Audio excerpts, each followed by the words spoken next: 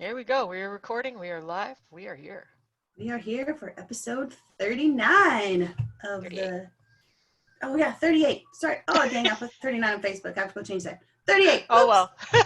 38 of the Georgie and Patty Show. I am Georgie. I am Patty.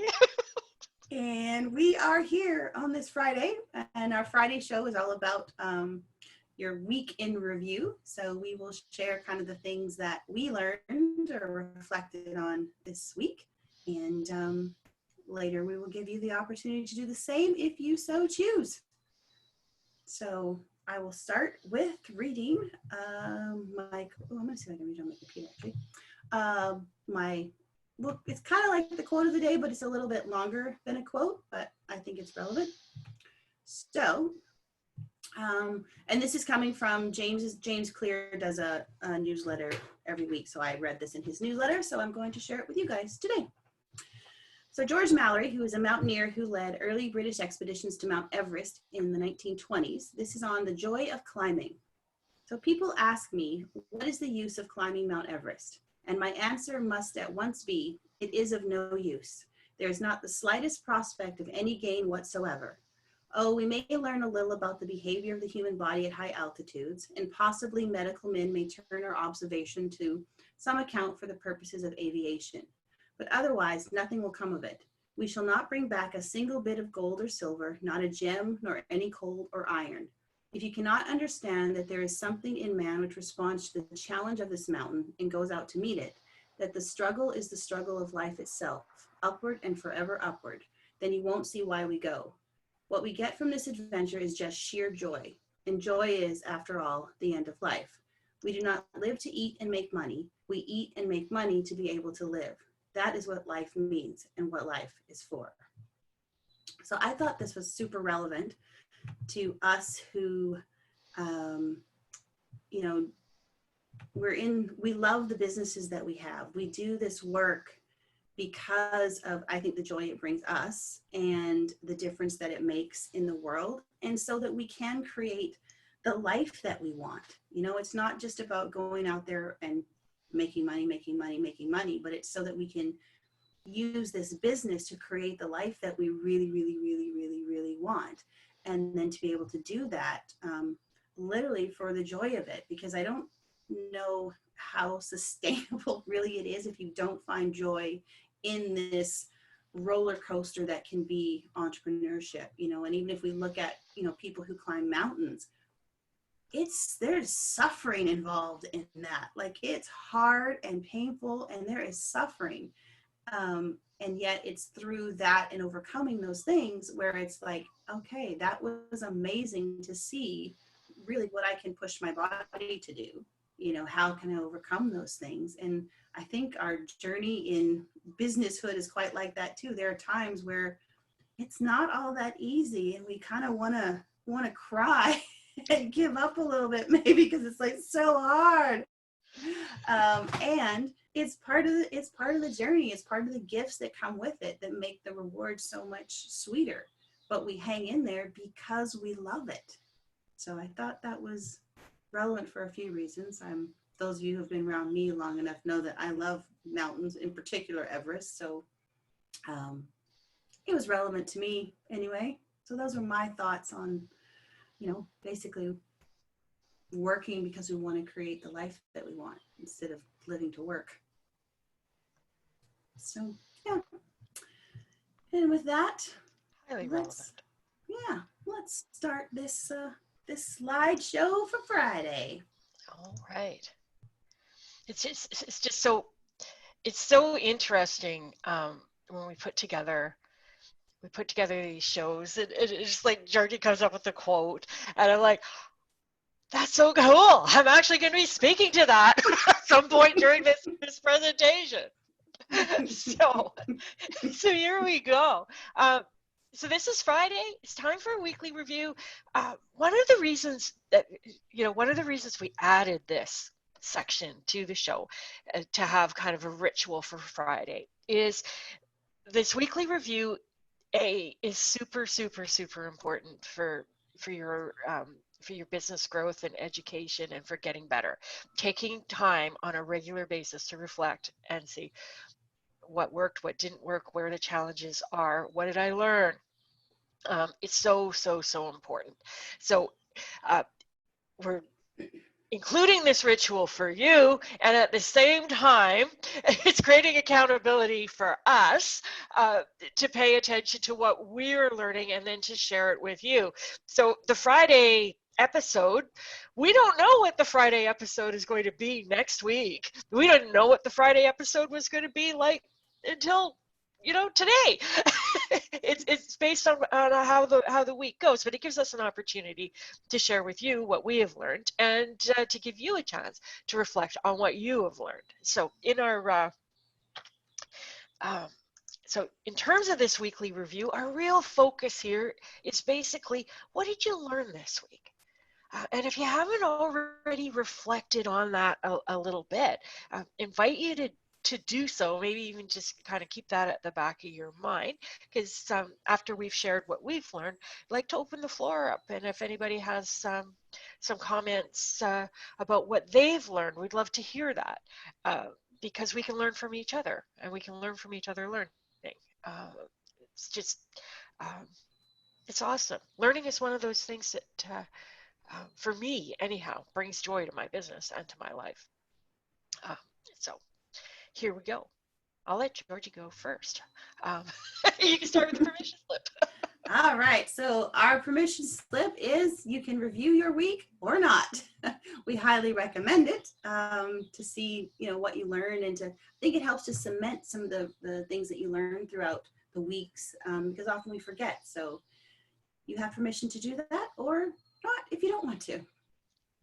So there you go. So for me, my week was really a lot more of kind of reflection and pondering kind of just different thoughts that were coming into my brain, and kind of letting things sit a little bit and going, isn't that interesting? What do I really think about that? So my stuff isn't as probably concrete this week as last week or as Patty's, but this is what's happening in my world this week. So one of the things that came up a lot for me was really looking at beliefs, probably partly because I was reading Mike's book as well, and thinking about interviewing him yesterday, but really noticing, we spend a lot of time thinking about eliminating our limiting beliefs and what beliefs are stopping us. And this week I kind of had a thought about, what about when things happen and we've been running along with beliefs that really serve us, and then an event happens or something kind of big happens, and we start questioning the beliefs that serve us, and we eliminate those, because then we've sort of either changed that, or some evidence has been brought in that maybe that's not true. Like, how do we get that belief back and then recognize when, I've actually gotten rid of something that was really, really useful for me, something I believe in, whether it's true or not, I think doesn't really matter, if it was useful to me. Like, and yesterday when we were talking with Mike, like, I would literally, for the longest time, like feels like my whole life, I was like, all people are good. I just trust people. The world is a great place.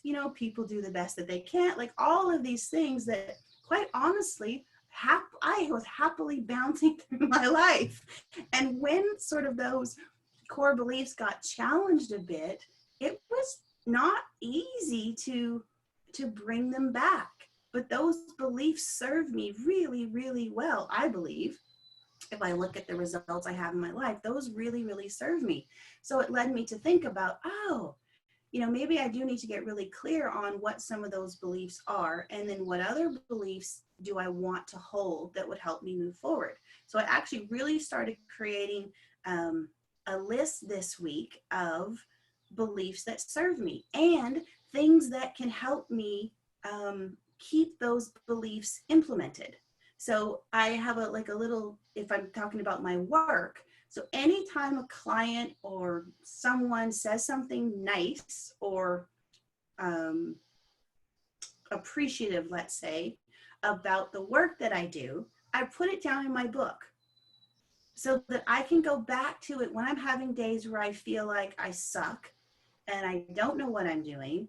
And am I wondering if, am I just holding a belief because someone said these are great affirmations and I should, like, you know, keep repeating it until I believe it. But if I can attach something to that, that's a real life experience for me, then that makes that belief a lot stronger. So I've started keeping, like I say, just this notebook of things. Like if someone, like for instance, this week I got a few messages actually, which was really nice, about, you know, like your work inspires me. And I was like, oh, I inspire people. But I can link it to a real life thing. So when I'm feeling like, I don't know if this is true, like really, it gives me a real life something to reference. So I've been thinking a lot about just, yeah, what beliefs am I holding? What ones actually serve me? And even in Mike's book, he talks about doing an inventory of your beliefs, you know, and actually even questioning them too. There's a fellow by the name of Jedediah Jenkins who has a book called Awakening My Sleeping Self, I think it's called, something like that. And he says he's literally, there is no belief he holds that he's not willing to change, which I thought, wow, that's a pretty big statement.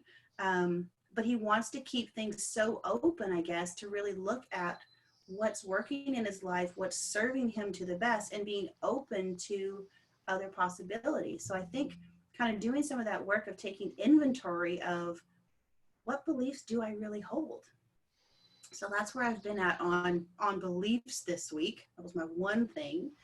And then the other thing I was thinking about is impact, you know, and in both sides of these things, because often I think we pick one side and don't look at the other. So what impact am I making that's positive impact in the world?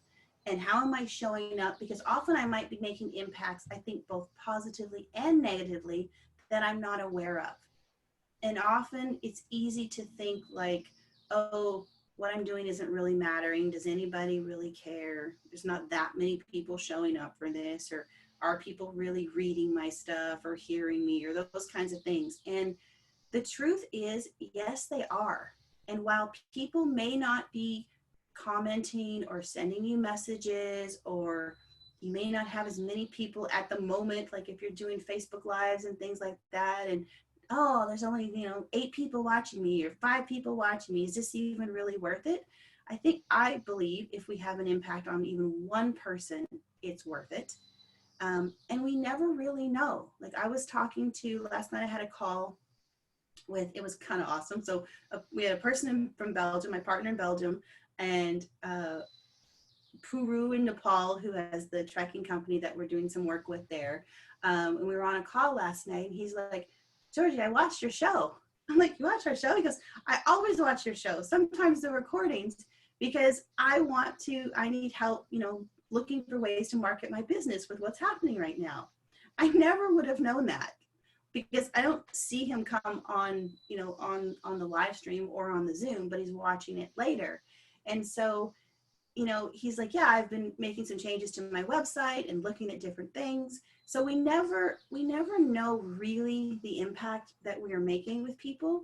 And I think the point is to really, when we do the work we love, when we're really passionate about our message, is to just have that consistency to keep sharing it, keep sharing it, keep sharing it, keep sharing it, because we don't really know.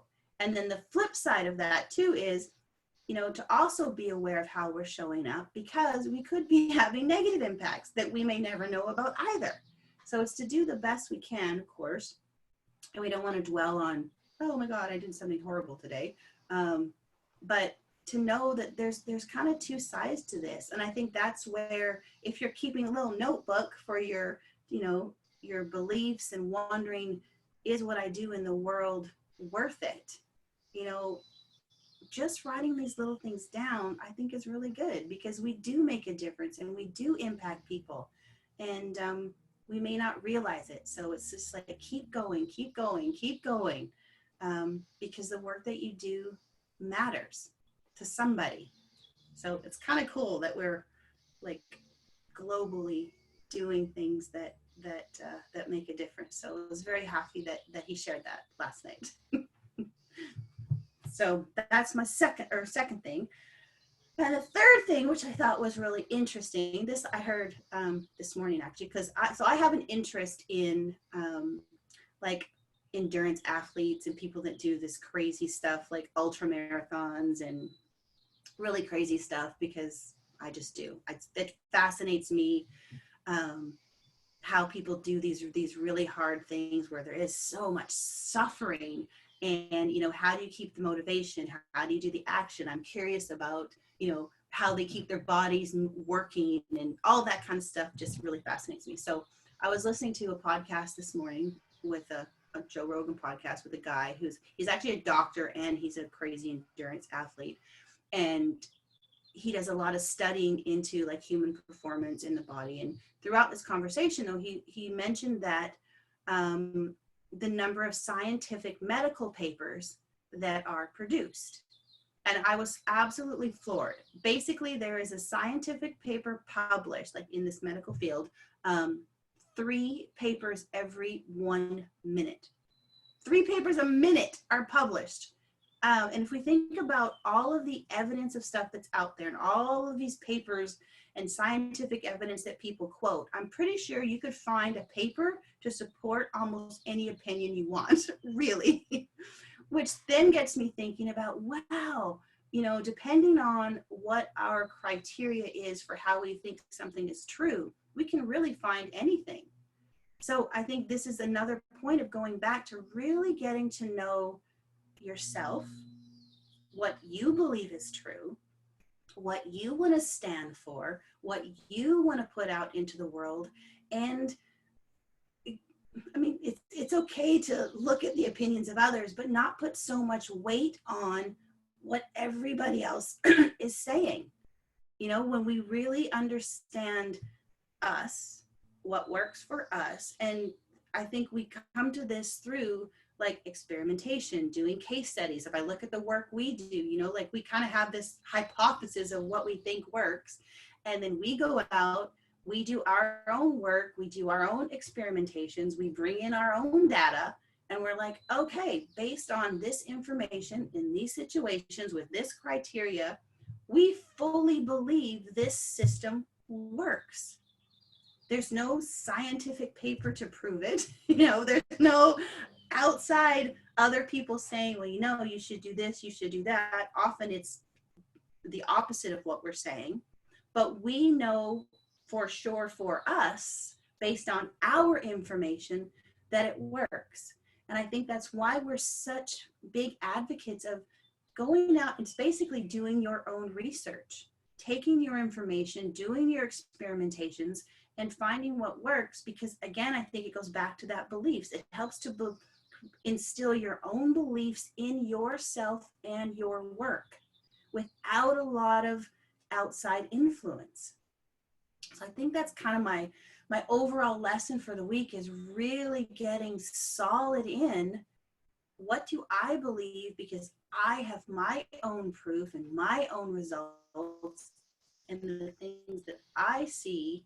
And of course I'm looking outside, but being totally okay with, me and my beliefs and doing what I need to do to make that true.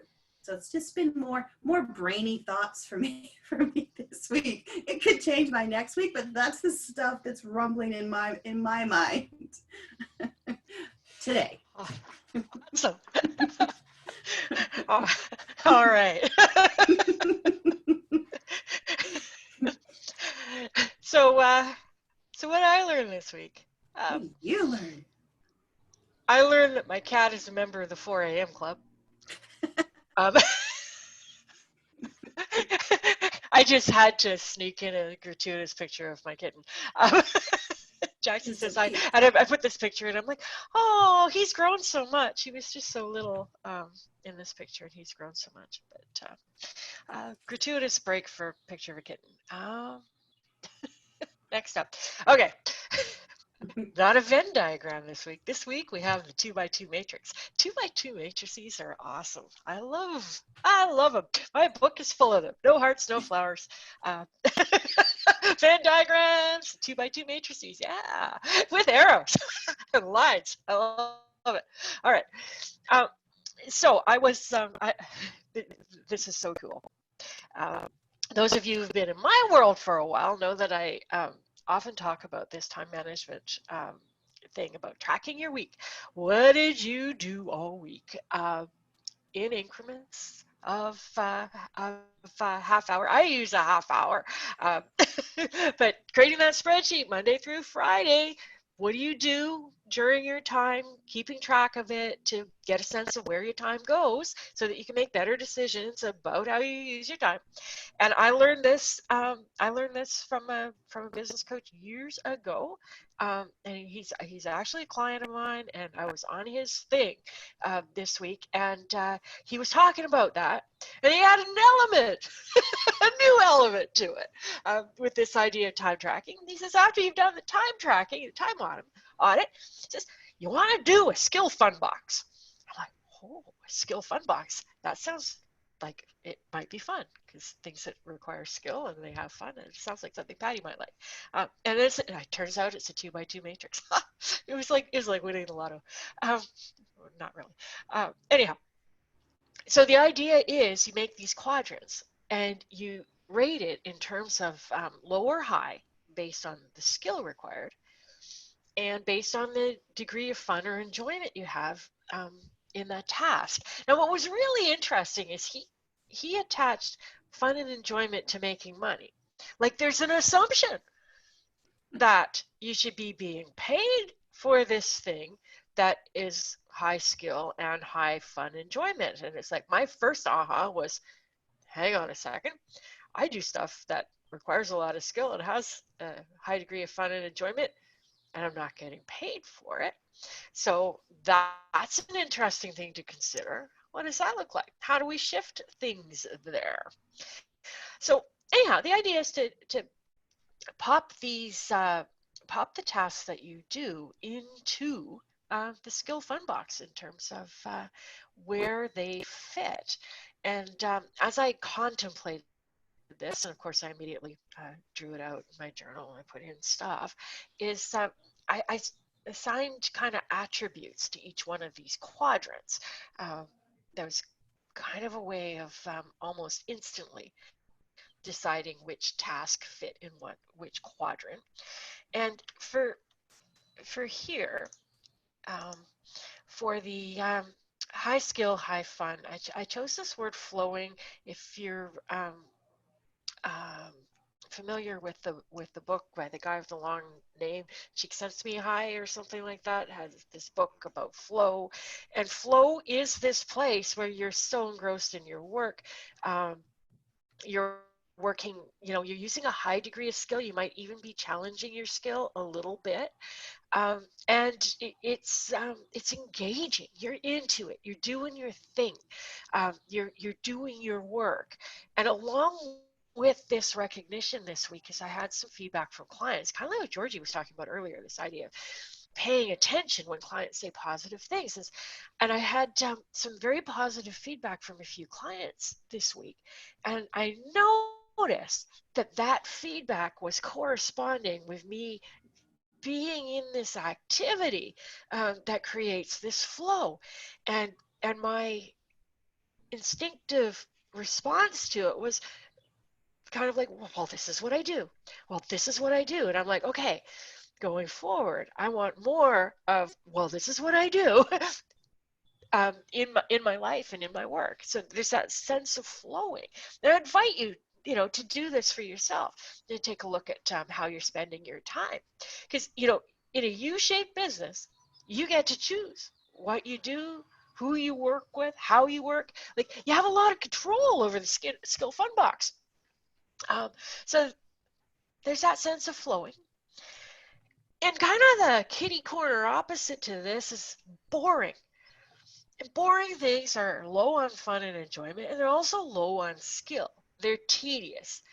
They don't require a lot of you. There's nothing to engage you. It's kind of stuff that perhaps somebody else could be doing for you.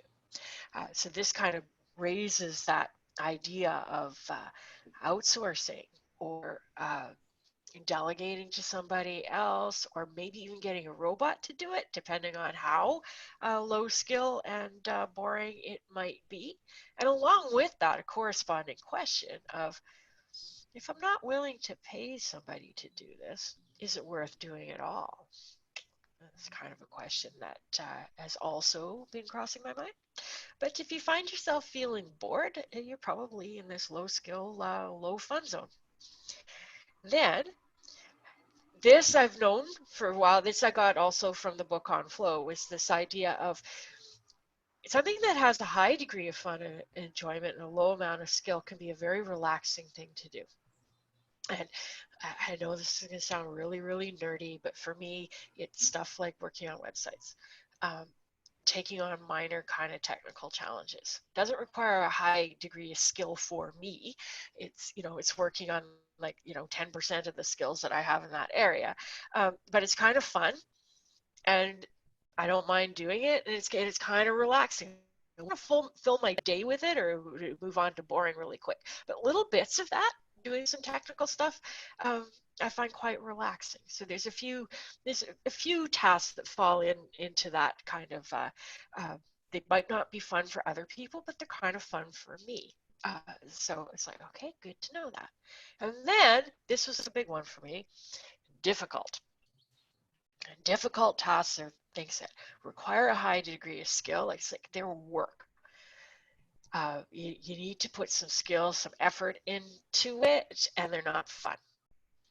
Uh, and this actually tags on to what you were saying about beliefs earlier, Georgie. I've been carrying a belief with me for a very long time that if something is difficult and not very much fun, that's the quadrant where I need to be paid, right? Like that is paid work. And work is work because it's work and it's not fun. And if it was fun, we would call it something other than work. And it's like these are some of the kind of messages that I've had. And it's almost like you feel guilty for charging money for something that requires a high degree of skill and in a lot of cases a degree of talent. Like I find that with the flow quadrant stuff is stuff that I'm good at, and I didn't necessarily work to get good at. It's just how I'm wired, and I think it because it has that high degree of fun enjoyment to it, and it's like you can almost feel guilty charging for that. And this has been my big this is going to have repercussions. It's going to have immediate repercussions because I noticed when I filled out this box that a lot of the work that I charge money for is actually in that difficult box, and that's why I procrastinate on it. It's why I don't enjoy doing it. It's why I don't jump up and down to market it. It's the work is difficult. It's just like I have an aversion. So, my kind of guiding question over the next little while is how do I move more of my paid work into that flowing stuff? So if you're to do this box, I highly encourage you to do it. Permission slip not to do it if 2x2 matrices aren't your thing, but to take a look at, where does your paid work fit into this box, and how can you do more of the flowing stuff and less of the difficult stuff? Yeah, so I'm pretty charged up about this. Not that you'd be able to tell. So that's been the primary thing on my mind. Related to this, kind of an insight I've been having over the last couple of weeks, and speaking of difficult, is this idea. It took me a very, very, very, very, very long time to kind of embrace the fact that I'm a writer and to kind of identify as being someone who writes and a writer and a copywriter and a content writer. And I wrote a book.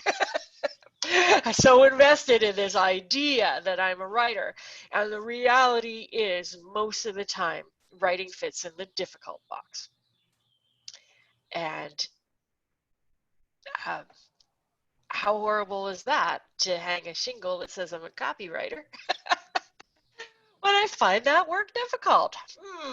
What does that tell me? And then I realized that what I really like to do, the thing that's more flowing, is I like to talk. I've been meaning to blog about a gazillion kinds of topics over years. I have lists and lists of topics of blog posts that I should write, and I can force myself to write once in a while, but it's difficult.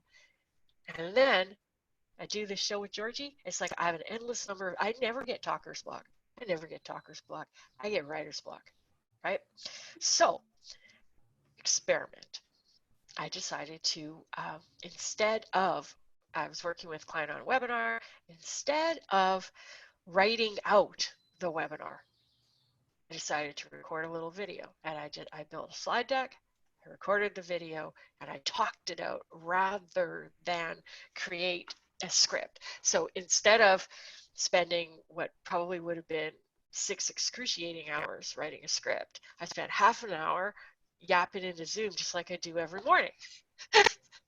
And it was awesome. Like it turned out really well. The client really liked it. And I realized that part of what makes writing difficult is when you're trying, like especially for something like a webinar, is you're trying to marry the images and the slides to the words that you're saying. And there's elements of timing. When do you click the slide, and what do you say when? And there's a flow to it and an impact that happens because you got both of those things going on at once, which is conveyed when you talk it out and is not conveyed when you put it on a piece of paper. And I'm like, okay, this is kind of cool. I like this. And so now I'm like, okay, what are some of these places where I've been producing writing, and maybe what I could produce instead is talking. So those are my big learnings for the week, and I'm pretty excited about that. So I'll turn it over to whoever would like to participate and to share. What did you learn this week?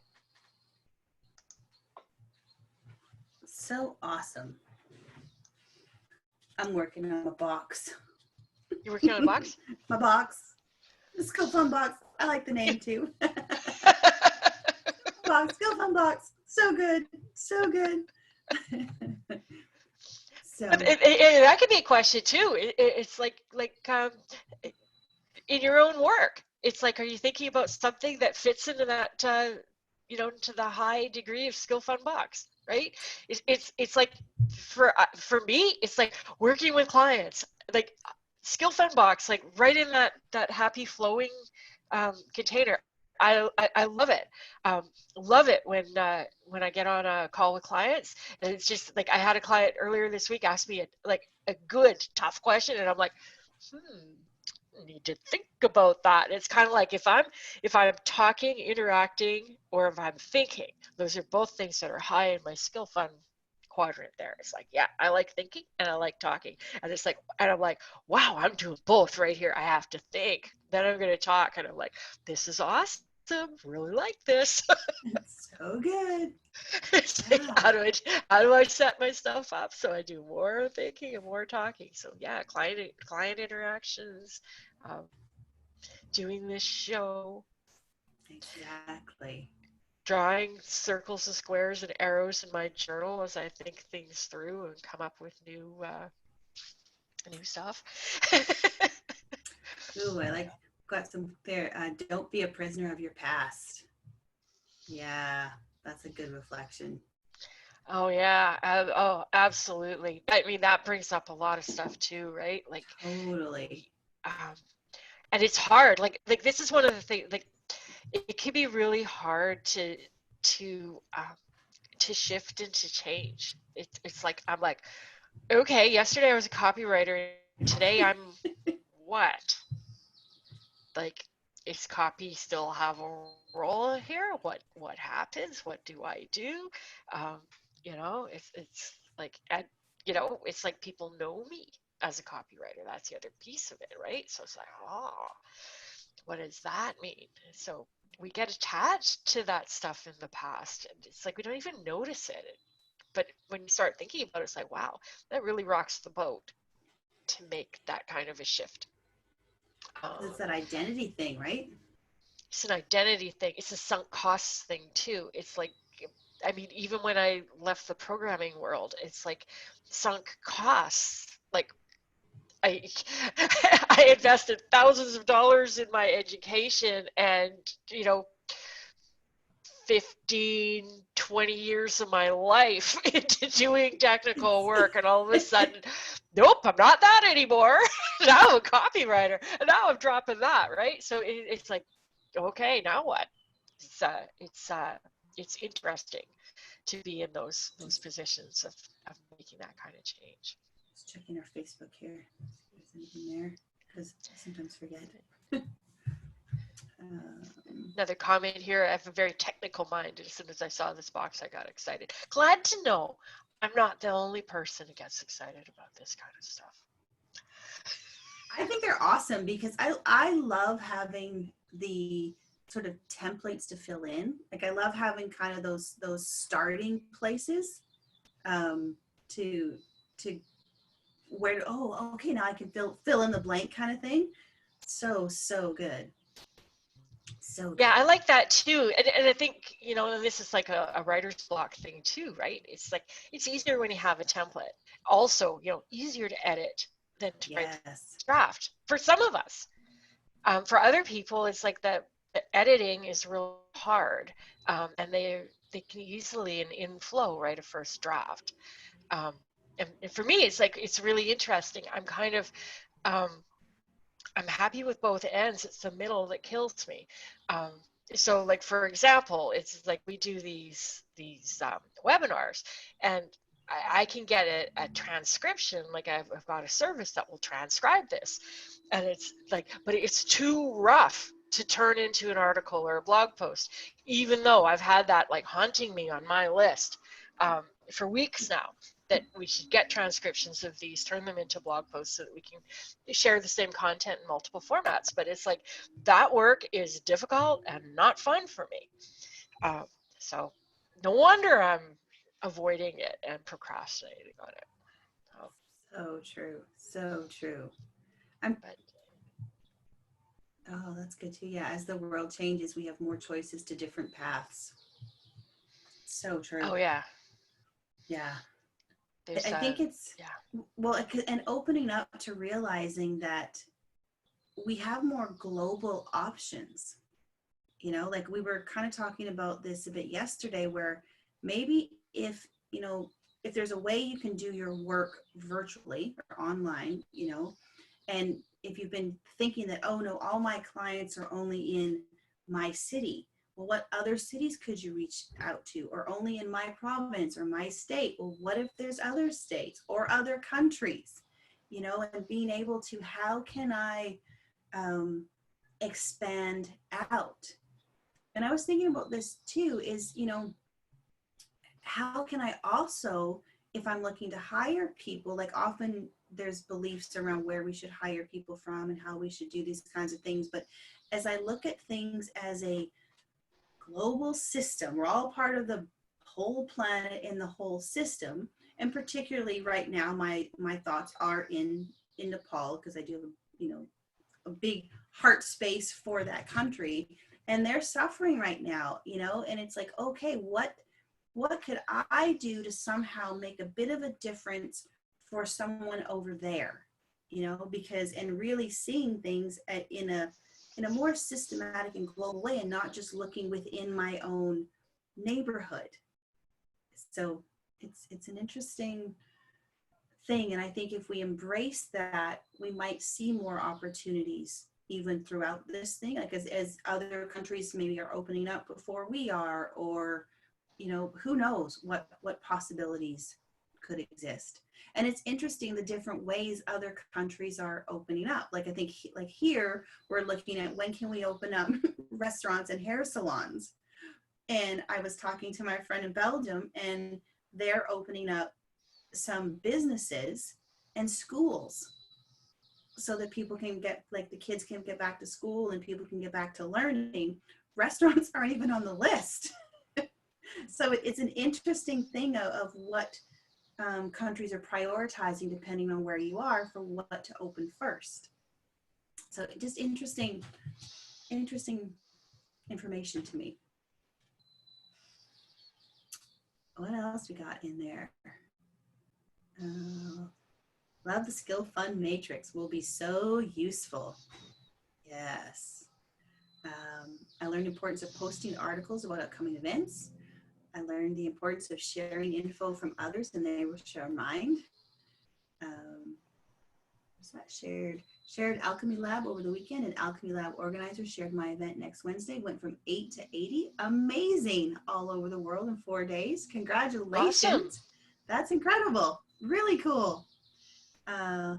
Learned triggered by film on CBC last night called Dr. Miami about incredibly shallow people not being their real selves. Need to do work to figure out why that triggered me so much. Ooh, that's a good one. You know, and I think that's such a good, it's a good start of a reflection point when you do have something that really, really triggers you. And I think exactly that's the thing is, ooh, what is it in me that information that's coming in is triggering me so highly? Which I think honestly, it starts to uncover beliefs that we're holding, values that are probably being violated, so many different things of what is it about when something, like I actually like those things that really, really fire me up. You know, it's like, what is it about that is making me so crazy? Because literally it's something inside of me that's doing that, but it gives me such an opportunity to learn more about myself. So good. Now I'm like, I want to go watch it and see. Yeah, I want to see it too. I'm like, I want to go see it. Woo! Because I like, people not being their real selves. So, what is it underneath that? It kind of reminds me on the podcast I was listening to this morning, they were talking about like supplements and steroids and doping and cycling and those kinds of things. And, and the guy was like, I don't know why people care. And the guy's like, well, people care about doing that stuff because of it's like cheating or something. He goes, no, not about that. He's like, because I get it if you're a professional athlete and that's your job and you want to increase your performance. He goes, but really, if you're just an average guy, why do you care about taking steroids? Why do you care about what that will, like, really, like what's and I think it kind of goes back to that. What's that belief I have about myself, my self-image? I'm looking for those things that are going to give me the quick fix or the hack to being maybe on the outside a certain way. But I thought that's actually a really good question and even I don't take steroids or anything like that, but other things that we might do is like, why would I care about doing that? Like even if I think about, the fad diets or things, working out in a certain way or like, why am I so driven to those things? Or why do I want to do that? Why do I want to, what really is the underlying thing of that? Which I think goes back to that space of eventually getting comfortable with who you are and what you believe in and being, okay with you. Interesting questions that just, I thought, I only heard that this morning, so I haven't mulled it over that long, but I thought, interesting. Where else does that show up? That's what I'm always looking for. Where else does that show up for me?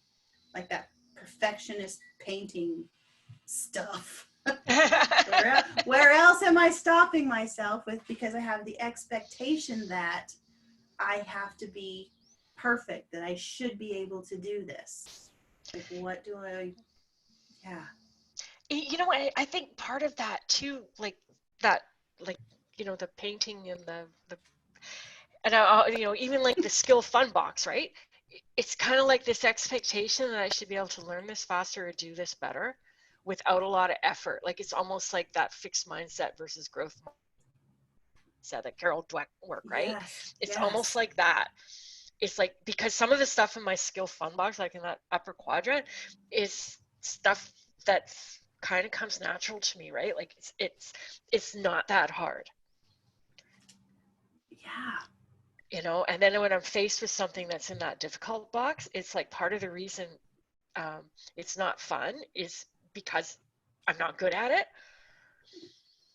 or I have to work too hard at it, right? Like it's just not Yeah. easy enough, and it's frustrating, and it's like I'm never happy with the work. It's never good enough, and it's like, okay, what's all that about? It's like there's so much. There's so much to it. And then what about the things that I'm not good at, but I love to do, and I'll keep striving for it, and somehow that's fun. Like what makes it? Where's the pieces? Like Yeah, why will I like literally find the difficult suffering in some things actually fun, yeah, and then the others like ugh. Finding the pieces, man, so cool. Ooh, I like this one.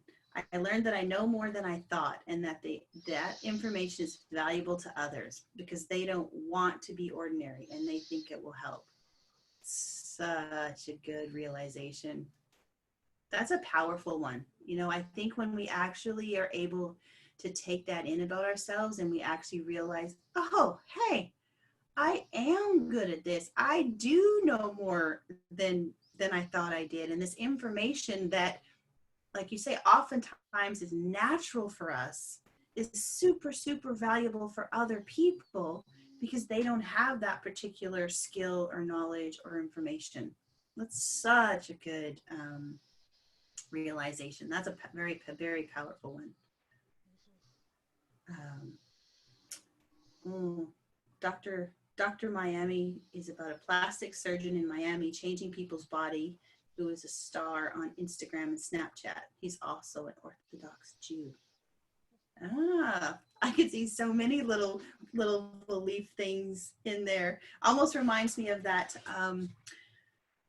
thing that was on Facebook that we saw where the about the doctor who swore, and the lady was saying that his swearing was not professional and that oh, she would never be right because in her mind doctors don't swear. That's a belief that she holds, right? Swearing is unprofessional. Doctors are professionals. Doctors don't swear. You know, and then some people are like, hey, I love that. It's just real. I swear. It's kind of cool when my doctor swears. Where she's like, no, not going to be. I don't think so. So it's so often, yeah. I love the things that I wish I was better at it in the moment, probably, with the things that trigger me, because sometimes it takes me a little bit. I gotta come back down, but I really do love the things where and almost that insta trigger, right? Where it's like, ooh, that one really came out of nowhere. I wonder what that's about. That's a curious one. Um, right? Because those, I think, are the things that it's like, there's something in there. Um, Probably where I have the lid on my cup clamped shut and nothing else is coming in. No, I know everything I need to know about this, and I am right. Oh, so much learning and growing, which is so fun. Sometimes I think that would be in my upper box, though. what's that? The fun and like learning. Yeah, I very much enjoy that. I do too, except when I don't. Yeah. It's kind of like it's kind of like where people say, "Oh, I love surprises," and it's like, no, you only like good surprises. Isn't that the truth? Yeah, That's it's like yeah, I resist a lot of learning, even though I love learning. It's like I love learning about certain things, and I yeah, love surface learning. I love collecting information more than I like learning. yeah. Uh, those are hard things I learned about myself. So true. But not all opportunities for learning go in that high skill phone box. Yeah. Only ones alike. Let's see. I learned I've minimized my health issues too long and I need to accept the facts. Ordering a new updated medic alert bracelet has brought me to tears and physically drained and exhausted me when I see the lists of conditions, meds, and specialists. The belief behind it has been, I don't see it, so it's not there. It's been reinforced for so many years. Time to let go of that. Show myself some love. Yeah, that's a good one too. I think it's easy. It's easy to do often, you know, like I think for me, you know, I don't feel my age. I don't really feel much different than when I was like probably 20. But then the odd little thing will show up, you know. So I think in my mind, it's like this. So I can just ignore this stuff a little bit longer, a little bit longer, a little bit longer until you get, like you say, that facts right in front of you of, oh, here's the list of things. It can be really one of those almost that it's like a belief shaking thing, you know, but I really believed this, but this is somehow black and white telling me something different. And I'm not sure I really want to look at that. So amazing that you are actually looking at it and then choosing to do something different.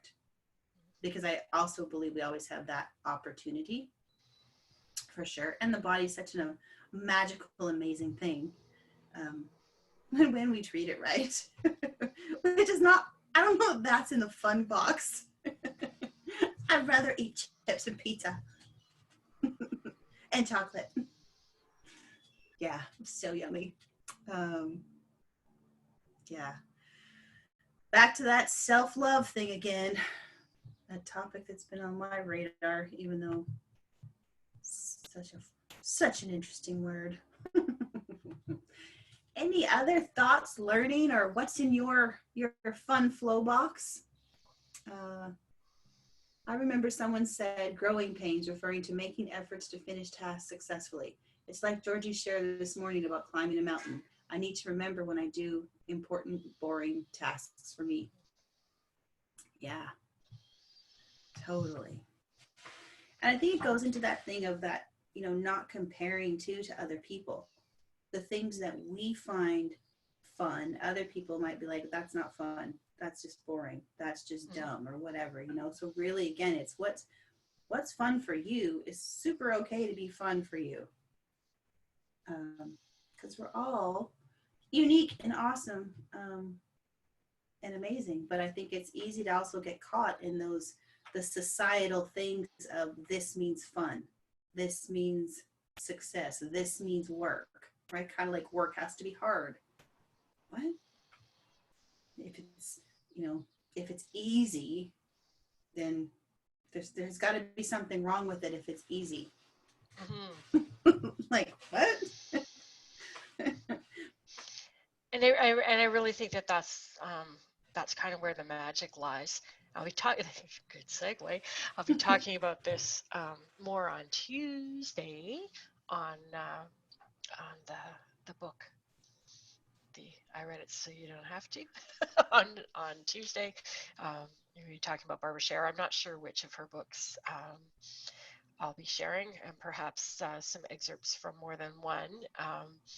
But one of the things I learned this week that I was not happy about learning is that Barbara passed away on Sunday, and she was a huge influence in my life, and that's part of her approach. And it's the thing I just really, really, really love about her is basically she's like, you don't have to improve yourself to do what you love. It's like you're perfectly okay just as you are, and if you're and if you want to do something, if you're drawn to it, if you're interested, attracted, whatever, it's like that means you're a genius at it. You should do it. It's like she is the master of the permission slip to continue to be yourself, to do the work in the world.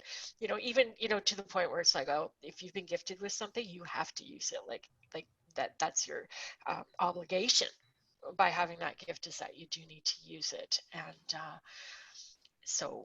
yeah. So much wisdom from Barbara Sher. So that's what I'll be talking about on Tuesday of next week. So awesome. Yeah. And what will you be talking about on Wednesday? So Wednesday, we're going to kind of move into a little more about actually how do we take action, but more from that sort of mental perspective.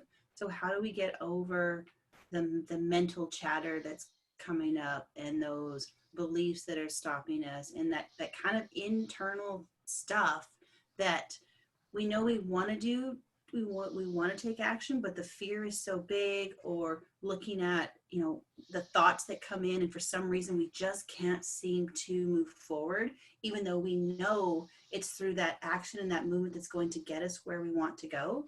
So we're going to be talking about how can we kind of reduce that mental chatter and get ourselves to do the things that we know we actually kind of not want to do, but are going to be beneficial for us. So how do we take action and overcome our the biggest obstacle, which is in our mind? Well, that's going to be Wednesday. Thursday, we will have another interview with someone inspiring. Just don't know who that is yet, but we've got a few options out there. So they're coming. And then Friday, we will be back for our week in review. And because it's a long What weekend, happens on Monday? Yeah, perfect question. Because we are having a long weekend here in British Columbia, there will be no show on Monday. We are taking the long weekend. And I think, honestly, sometimes this is hard for us. Like, I know for me, I almost feel guilty not showing up on the Mondays or the Fridays of the long weekends. It's, even though I know right now my body needs it, like my mind needs it. And there's a part of me that feels guilty for not showing up. Like I want to show up. And we also want to be examples for our clients to say, it's really important to take time for yourself, and be aware of the expectations I think you set in your life and your business. Because do you want everybody to follow what you're doing? So be that kind of example. And we want you guys to enjoy your long weekends, right? Create some life, and I know the show is fun and we enjoy it too. We enjoy being here. So it doesn't really feel like work, it is fun. And find those things that you love to do. What are some of the things outside of your work that kind of fulfill your life? Spend some time reading, get some knowledge, like, I don't know. Or not. Or not. Yeah, whatever. Spend some time Netflixing and chilling. Yeah, exactly. Eat some potato chips and chocolate. I'm going to add that to my to-do list. Yes. So really, live your life. And of course, I will still definitely be posting, though, in the Comfy Community Couch place, so that we can interact there on Monday. So you can still share what you're going to do for the week. So, yeah, that's what we got for our week in review. Thanks for participating. Thanks for sharing. It's always nice when there is engagement, and then we get to learn a little bit more about each other, because I do think through the sharing, we learn more too. And it doesn't always have to be just about what we're talking about. Yeah. So, and I think too, kind of what Mike was talking about yesterday, and about, being part of the land of misfit toys, or however we want to look at ourselves with our unique brand of different and weird and trailblazing and unique. It's like, I think it's awesome to have a community where you can fit in, or where you can belong without having to fit in. Maybe that's what it is. Yeah. So happy to have you here in our community. And if you know people who would belong, who don't want to fit in, then you want to invite, we'd appreciate that as well. When our community grows, we all benefit. So exactly. So have a what's that? I was gonna say I'm gonna keep my mouth shut and not interrupt you, so you can do your ending thing, because I find I often interrupt you.